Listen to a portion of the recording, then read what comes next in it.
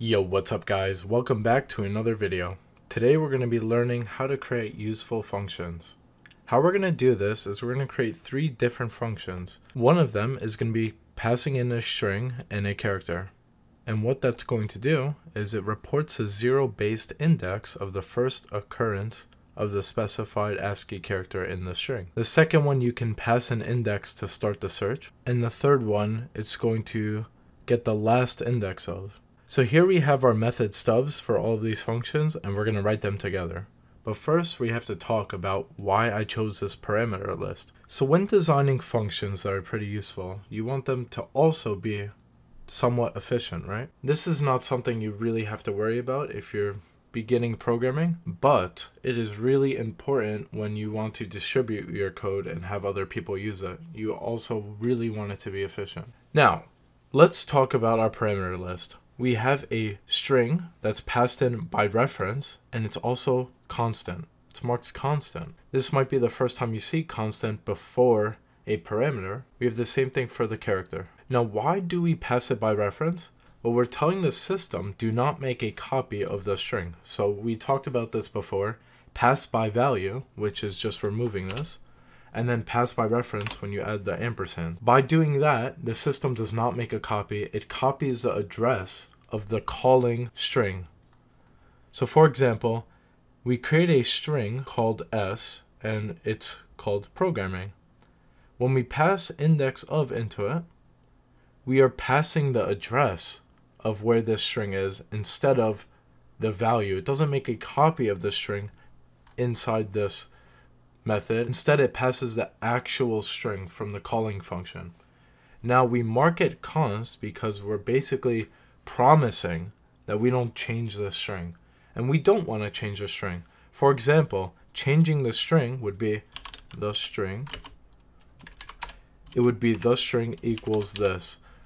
Now, once I do this, it's going to be like no operator equals matches these operands, and it says equals const character 1. If I remove constant here, we can change the string, and we don't want our method to do that. We want to be able to pass a string, tell us where the first occurring character is, and return the position of that character in the string we passed. We're promising the person that calls this function, we will not change your string.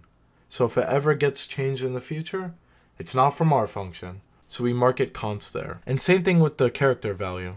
We pass it by reference and constant because we don't want to make a copy. That takes resources. So the first thing we're going to do is we're going to create a local variable with type int. We're going to create a variable called strLength, and it's going to be the string dot length. Like that. We're going to use the member function of the std string class called length, and that returns a size t. Now, what is a size t? If we look it up, it is an alias for an unsigned integer. So we don't actually have to cast really. The system will do it for us. Why? So that's an important thing. Unsigned integer versus signed integer. You may have heard about this, but you might not know what it means. So here in Notepad, we have a description of a signed byte and an unsigned byte.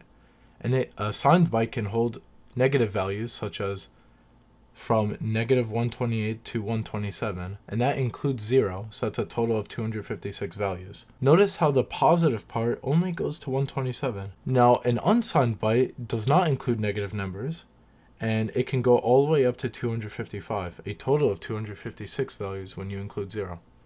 Now, here's the thing. The dot length property can't be negative.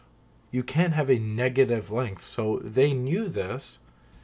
C++ developers knew this, so they made it an unsigned return type. So that means it can return a much larger positive number. Because if we look back, if it used a signed byte, it can only go up to 127, and then it would run out of space.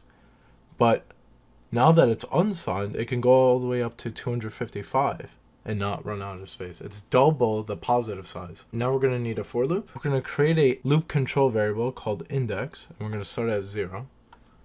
As long as index is less than strLength.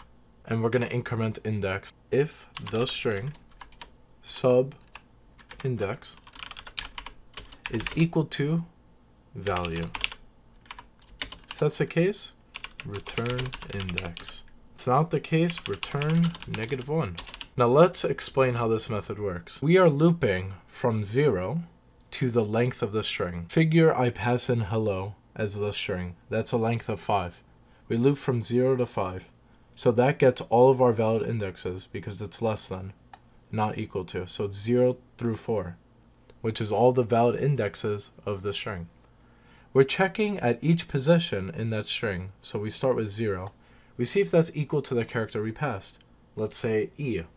So H is not equal to E, so we don't do anything. We go to the next iteration. We add 1. Where at 1 is less than str length, that's true. Is E equal to E? True. Return the index, so return 1. So we're basically saying when this part executes, we have found the character. We have found the character, so we return the position. That's exactly what this does. Now, what happens if we go through this whole loop and we don't find the character? Well, we can't return 0 because 0 would be the first base index. This reports a 0 base index. So if I pass in H, this should return 0. So we can't return 0 saying that it failed. We have to return -1. So in that case, we need a signed return type. So that's why we use the default int. Now you might be wondering, why do I make a variable here and set it equal to the .length property? I could just replace this part over here, right? Because that's the only time I use this variable. That is true. The problem with that is it's not as efficient as just creating a variable and referring to that variable. What we're doing here is we're first going to this memory location where the string was passed. Then we have to call a function on it, and that function now returns an integer or an unsigned integer, and that function returns an unsigned integer, and then we'd have to do that every iteration of the for loop.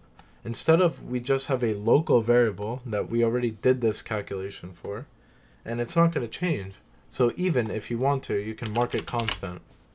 It's up to you. If I mark it constant here, I'm basically guaranteeing that I don't change this value. So we can just leave that like it is. Like I said, it's not really necessary, but this is more clear as we are not changing this variable. So this might be more clear to you guys if I mark it constant. So we're going to copy paste our original code, and we're going to look at this function. Report the 0 base index of the first occurrence of the specified ASCII character in the string starting at start index position. So this is our start index. We can pass it and copy paste our code. And there's only one thing we need to change, guys. In our loop control variable, we started 0. This reports a 0 base index. However, we want to start at a specific index, okay?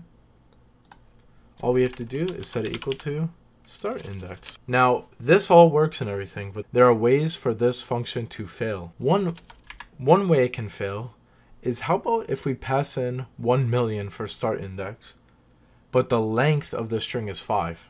Like hello, we passed in hello. Well, should it even go to this for loop? What would happen is, once we dereference over here, it's going to fail. We're going to crash. So we need an if statement here to basically say, if the start index is greater than the length, do not run this method, basically.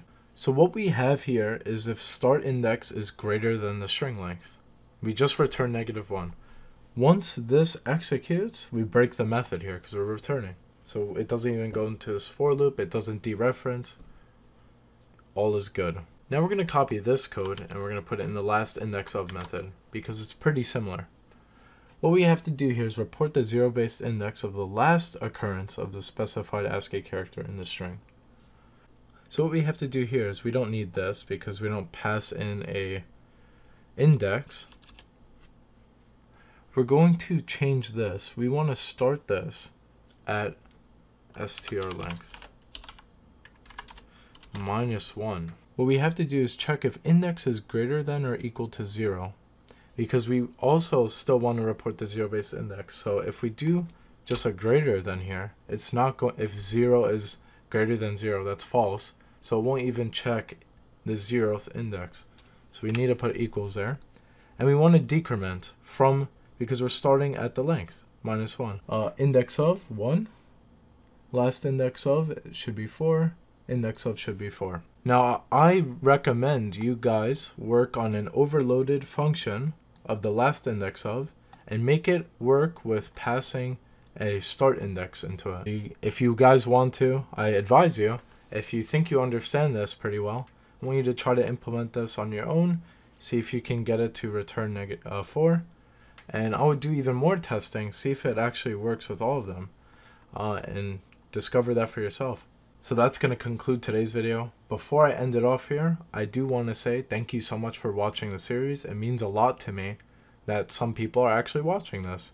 And if you find this useful, please let me know in the comments. It really does help me gauge how successful this series is to you.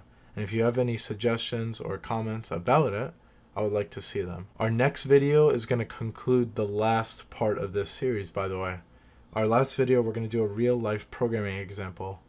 And that's going to be a lot of fun. So I'll see you guys there. Thanks so much for watching. Peace out now.